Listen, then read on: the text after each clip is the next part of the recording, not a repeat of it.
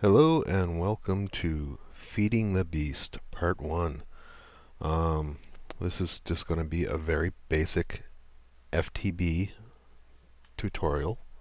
I'm going to cover in this episode certain keys you should remap when you start, NEI, raise minimap, inventory tweaks, and the Forge IRC mod. So first thing we should get into is the keys, and because they didn't remap some of the keys, so there are quite a few conflicts, and so some things won't work as intended if you don't remap the keys. Okay, so go into options here, controls. The first thing you'll find is if you have Optifine installed, the zoom conflicts with the boost key for IC2. So you remap that to whatever you want. I usually choose something that I know I'm not going to use for something else. Okay, the other one you're going to want to change is the mode switch key. This will change the mode on several items within IC2. Okay, it is also by default mapped to raise minimap and to the Forge IRC settings. So you want to change this.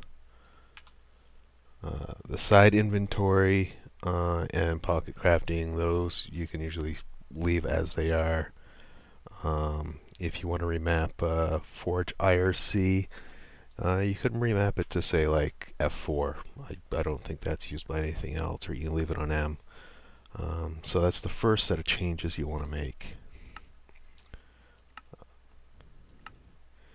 The next one is going to be raise minimap. Okay, key config. The menu key is M. If you left either one of those other keys set to M, you want to change this one.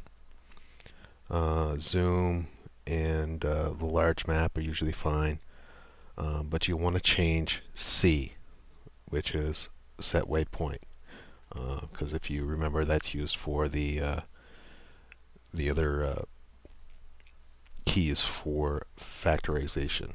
So you want to change that.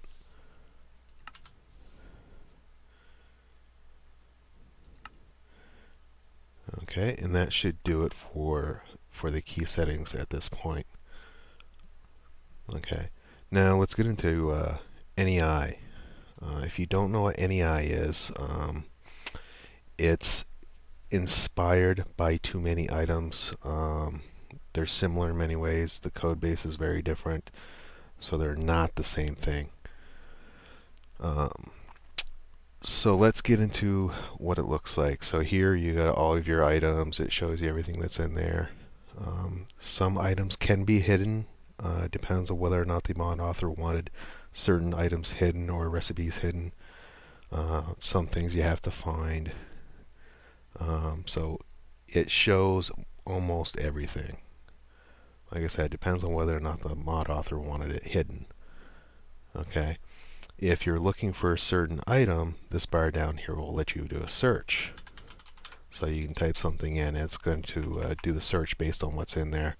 So if you only type in part of something, it'll try to match that. So chest, you can see here, you get all your chests and anything that actually has the word chest in it. Okay, if you double click there, what that will do is it will filter the items in the inventory and highlight the items that match your filter. And double click on it again to turn it off. Okay. Now, depending on whether you're in single player or whether you're on a server, these options are going to show different things.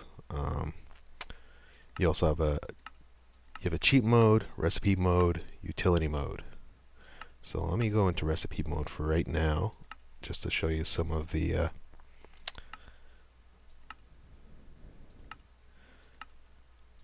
let me take off creative mode first. Okay, so in recipe mode, okay, what this will do is it will basically only allow you to look up recipes.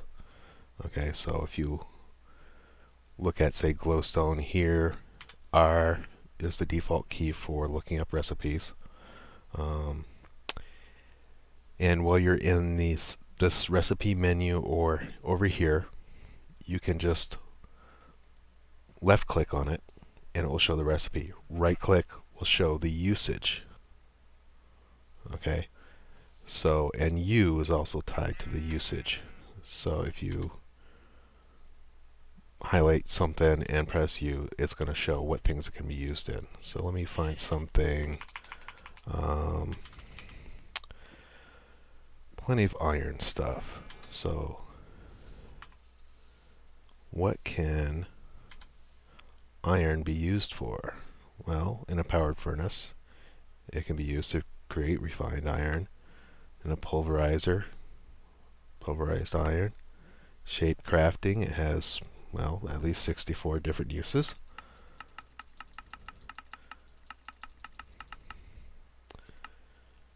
And shapeless crafting has a few less. Some of these are obviously tied to certain mods here.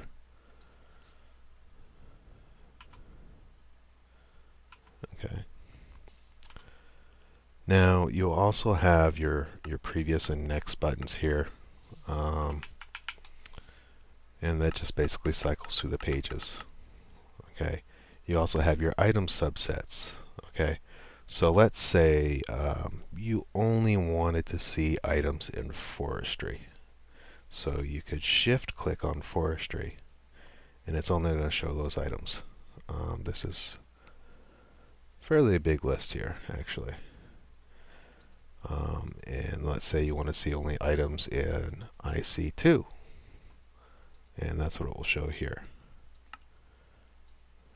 Now, under the creative tabs, there are more things in here. So let's say you wanted to see only things from factorization. Same thing, works the same way. Shift click on it and it will show only those items. Now if you right click down here, it'll clear it. Now if you go and double click on one of these tabs, it's only going to show items in that tab.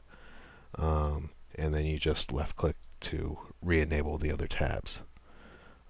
I would stick with the shift clicking. It's a little cleaner. You don't have to click as much to get it back to where you want it.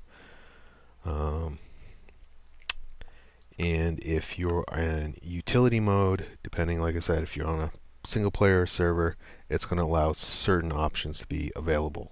Usually magnet mode and delete items. You can modify the configuration file to add other features in there.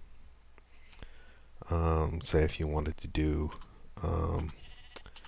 enchanting, for example, which you can do in NEI. It's a cheat.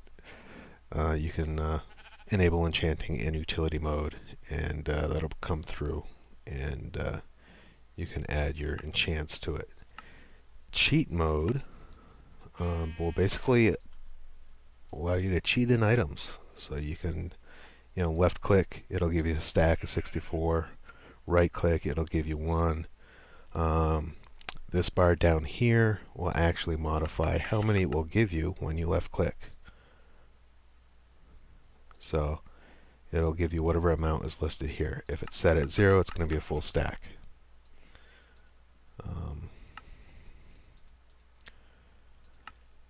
And this is delete mode. Basically allows you to delete whatever you click on.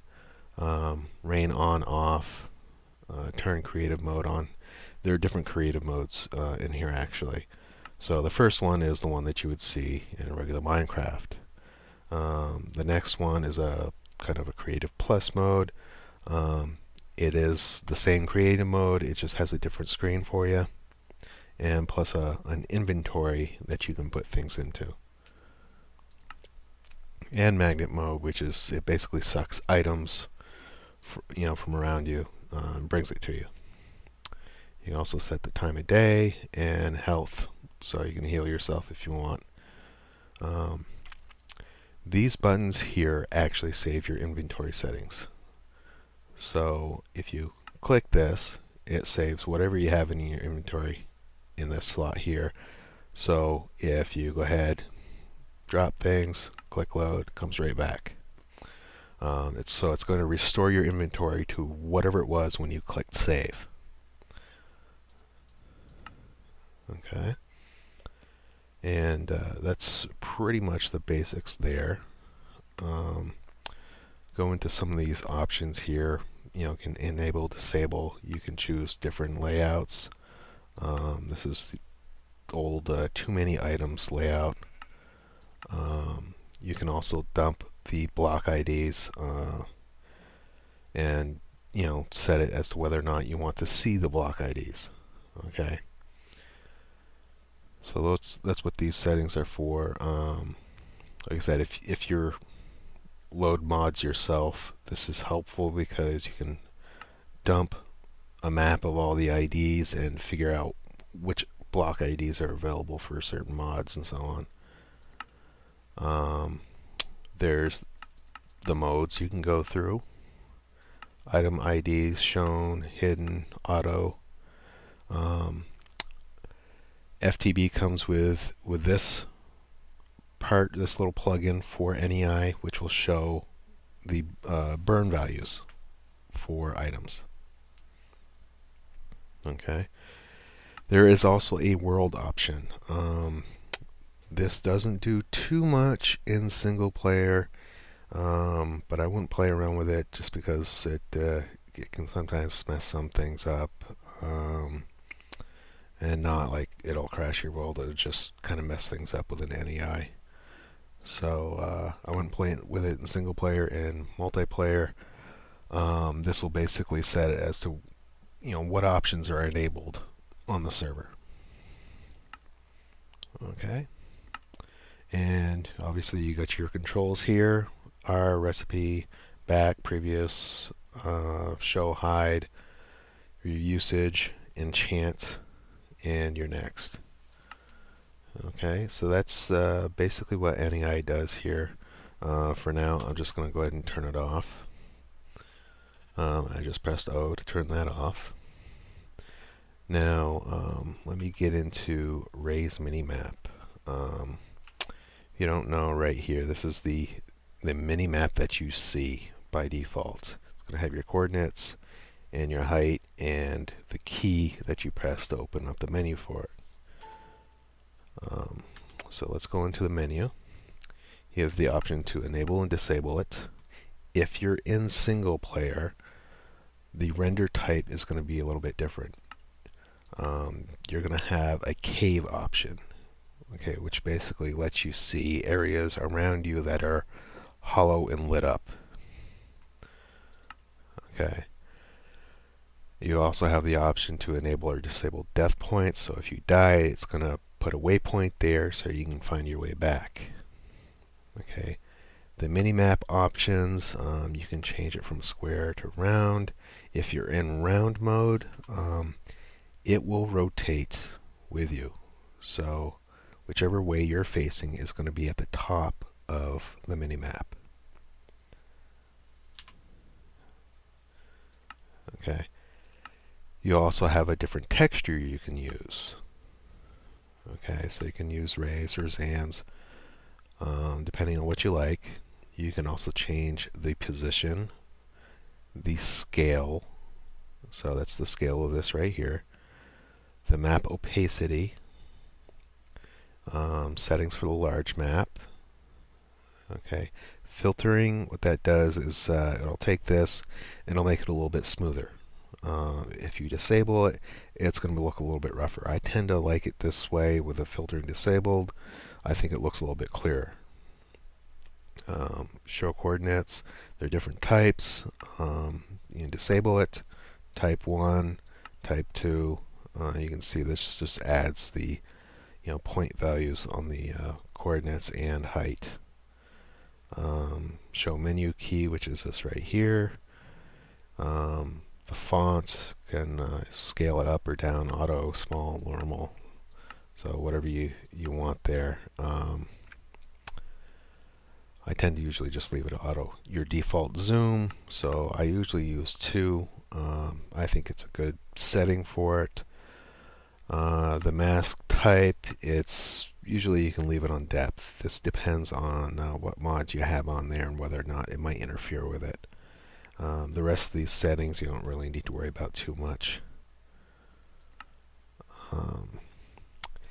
The entities radar is only available in single player, so if you're in multiplayer it's not going to be there. But this basically just allows you to see entities, so it will show everything around you. Okay, and this is the larger map. So the white dots would be animals and so on. Red dots would be, skeletons, zombies, all the hostile things that want to come and kill you and eat your brains and so on. Okay, marker options. This will just basically show whether or not the markers show up on the maps and how they show up as well. Okay, about the minimap, version, so on. Whether you wanted to check for updates, and if you wanted to do an auto update check. Okay. You also have your waypoints. So this can be set. Like I said, the default key was C. I had it changed to period. So if I go back here, press period, it's going to ask me what I want to name the waypoint. So let's say WP1. You can also change the color. You can either slide it back and forth or hit the arrow keys, whichever you want. When you're done, press OK, and it's going to put a waypoint there. Again, in the key settings for this, you can set a key to toggle these on and off. Otherwise, what you can do is you can go into the settings, waypoints, and just click on or off, and it will hide or show it. You can also remove them. So you click it, so the X is there, click remove, and it's gone. Now, if you're in different worlds, this will also show waypoints in different worlds. Since I haven't been to one yet, it's not going to show it. But whether you're in the Nether, in the overworld, or in your in a stage, you can set waypoints for all of those. Okay. The neat thing with Ray's Minimap in the Nether is if you set a waypoint in the overworld or in the Nether, you can actually, let's say you set a waypoint in the overworld and you go to the Nether and you want to find out where that would be in the Nether. You go in here, you change this to the Nether, it's going to show your overworld waypoints adjusted for the Nether. So you can actually go right straight to that waypoint, build a portal, and you'll show up, well, depending on whether or not there's a portal nearby or not. But theoretically, you should show up right where that waypoint is. Okay. That pretty much covers the basics of Ray's Minimap. It's pretty useful, especially if you sometimes get lost. The waypoints help out a lot. So let me move on now to inventory tweaks. This is basically a mod that helps you manage your inventory. Okay, so one of the most common features is you move things around, your inventory is all over the place. If you click the middle mouse button in here, it's going to sort this inventory. The key that's also assigned to that is R. Okay, so you press R, it's going to do the same thing. Okay. There are also other things you can do with this. So you can shift click, shift right click to move your inventory around in different ways. The sorting actually comes in several different features, especially if you're in a chest. You can sort it, the default sorting method. You can sort it by rows and columns. So it has different features for you. In all your inventory screens, you're going to see this button, which will bring up the options for it. So you can set your sorting key, auto refill. Basically what this does is if you're out there placing blocks, when you place your last block, if you have more in your inventory, it's going to auto refill that slot with those blocks. So that comes in handy. It also does the same thing with tools too. So if you're out mining, you have 3 stone picks, you break one, it's going to autofill it with one from your inventory. Okay, mouse clicks on, this just does the middle mouse click. Shortcuts, so these are basically the shortcuts here, so it'll tell you what they do. Now he's still having some trouble, as you can see here, with moving stacks around. So it's for the most part it's functional. Most things are there. The only thing I have found is, for the most part, is with the control clicks to move certain items in or out of your inventory, and the space click. They don't always do what they're supposed to. Okay. You can also have it replace your tools just before they break, which is nice sometimes, especially if you want to save them. There are more options in here. Auto equip armor. That was a feature that was put in before. That was a feature in Minecraft. Sort on pickup, if you want that. Turn sounds on and off. Chest buttons on and off. So there's a lot of options in there, and it's really helpful. Let me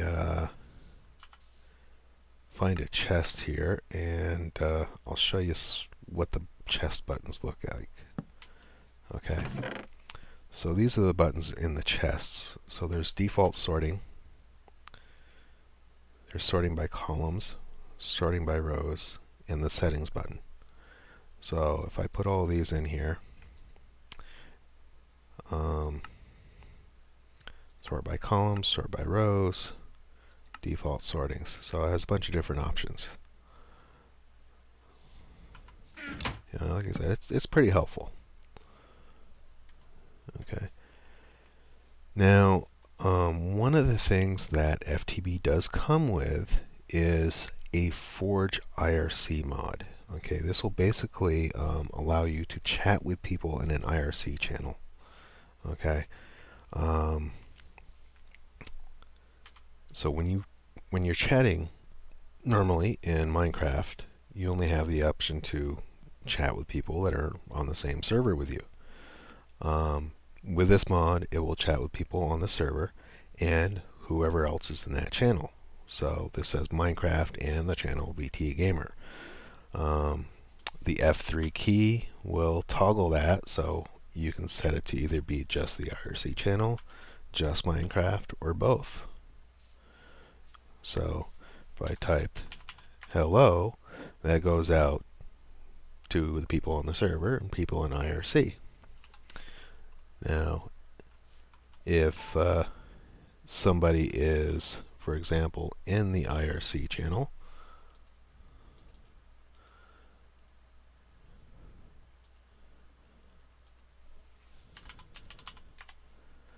it will come through on your chat in Minecraft. Now this works in both single player and multiplayer, so it's not just something for multiplayer. So if you have a favorite IRC channel and you want to sit there and monitor it and talk to the people there while you're playing Minecraft, you can do that. It's pretty cool. The other button is to change the settings, so you can change your default channel here. If you're in game and you change it, it's going to automatically move the bot that it has set up for this over to that channel. This here sets the name for the bot. This is Krendar. This is the account that I use in Minecraft. So that basically covers it for part one. If you have any questions, comments, concerns, whatever, feel free to post a comment. Thumbs up if you liked it. In the next part, I am going to cover some of the basics of extra biomes, the iron chests, ender storage, and the obsidian pressure plates. Hopefully it won't take too long. I don't want to create very long videos for things that are fairly simple. This here is basically my little test area. I'm going to set up a bunch of scenarios for you as I go through the mods. Like I said, if you like the video, thumbs up, leave comments. I will see you later.